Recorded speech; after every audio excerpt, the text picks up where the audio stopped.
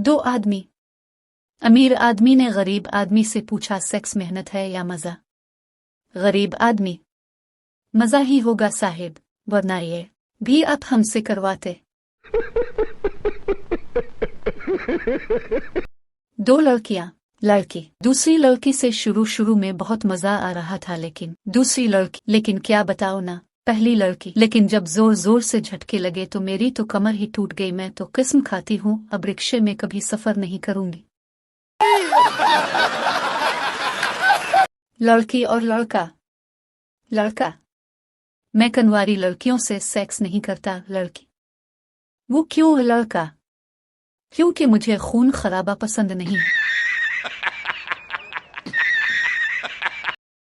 पठान की शादी हुई। पठान और बीवी। वो शादी की रात बीवी से दूर जाकर बैठ गया। बीवी, जी क्या हुआ? पठान, हमने कसम खाई थी कि हम शादी के बाद कोई गलत काम नहीं करेगा।